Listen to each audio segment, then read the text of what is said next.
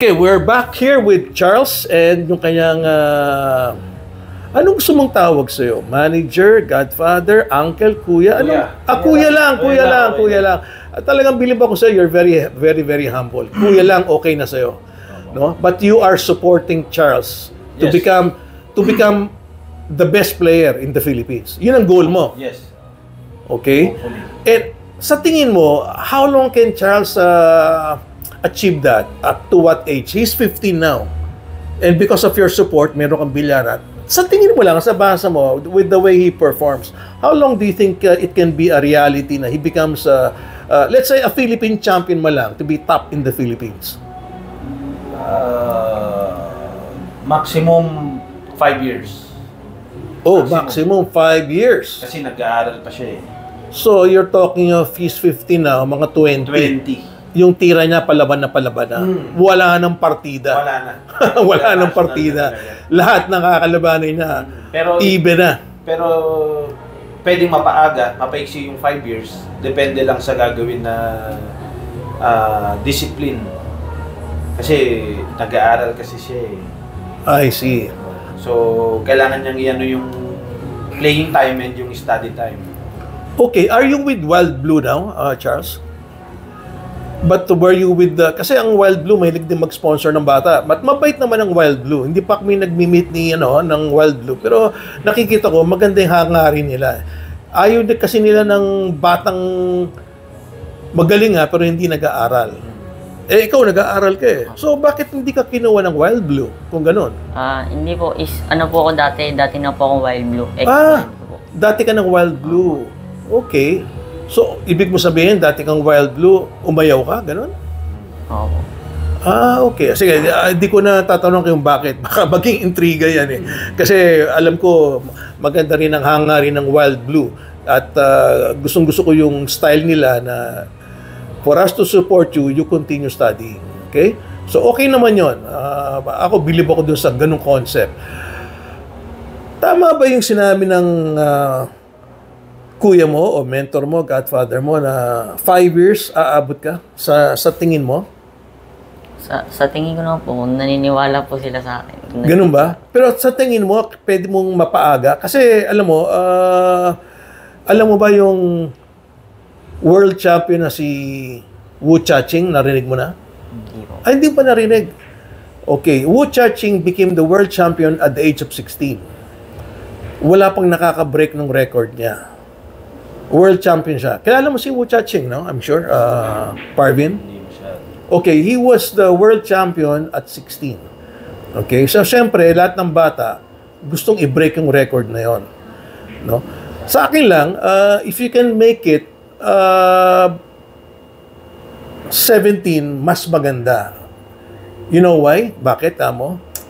Kasi kung mag-agree tayong dalawa at nakita kong maganda, gusto kitang sumali sa mga junior world championships. Pero pagka above 80 ka na, hindi na pwede. Most of them kailangan below 17. So, pinaka-safest, 16 pa lang, kailangan sumasali ka na. At baka pwede kang manalo. Kilala mo si AJ Manas.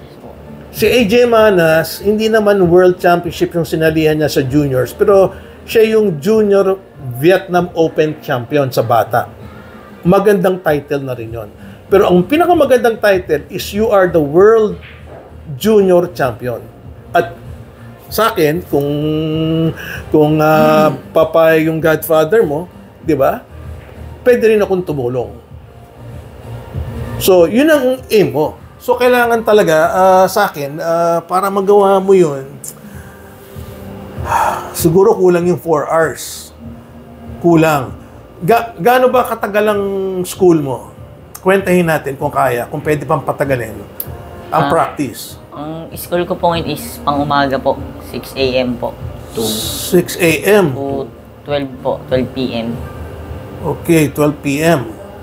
Okay, kinikwenta ko lang yung oras ha. There's 24 hours in a day. Di ba? Kung talagang dedicated ka, na gusto mong mag-junior world champion, ako ang tingin ko, huwag mo naman biglayin. From 4 hours, 6 hours. kaya mo bang 6 hours? Kaya Yun pala naman eh. Swerte mo, billiard owner yung sumusuporta sa'yo. So, wala kang gasto sa mesa at saka sa pagkain tuwing nagugutom ka. I think, kung masi 6 hours mo, malaking bagay yon. Okay? So, ngayon, ang isa pang magagawa mo dyan is, pag alam mong nandoon ka na sa magandang tira, huwag ka nang lalaban na mas mahina sa'yo. Okay? Ngayon, pag tinatalo mo na ang godfather mo, si Kuya, sabi mo, Kuya, tinatalo na kita eh. Hindi na ako mag-i-improve kung ikaw na kakalabanin ko. I need a much better player. Bibilis yung improvement mo. At doon naman, matutulungan din kita. Marami tayong mga professionals na pwede nating ilaban sa'yo. Kasi, alam mo, ang pinagkaiba kasi dyan, sa mga magagaling na professional, lahat naman ng mga player, pag magaling na, may pocketing na eh. May pocketing na, madali na. Kaya na magpahulog. Alam mo kung saan nakakatalo? Nakakatalo sa depensa.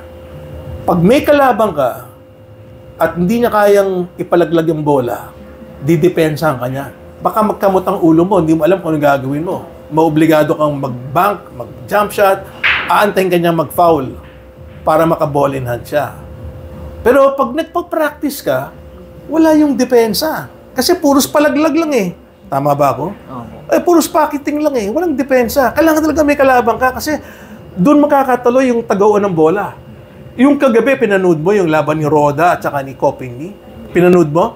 Nakita mo yung jump shot ni, di ba, ginawa ni Roda, pinlacing niya para maobligan mag-jump si Copini.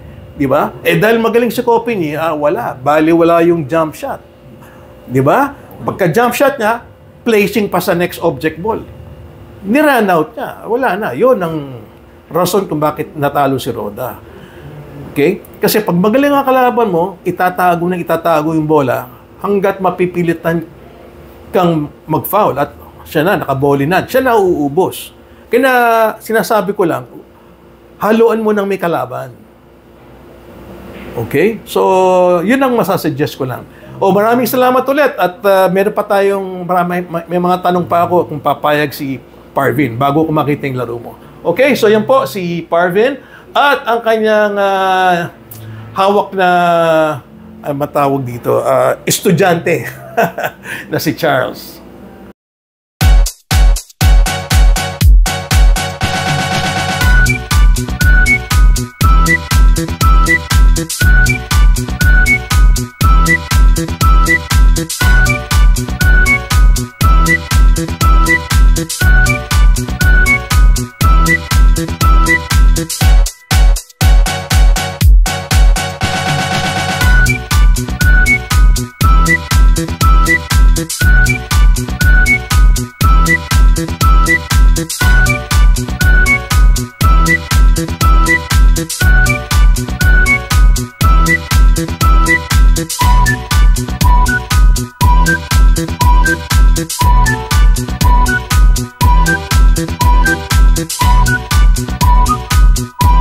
It's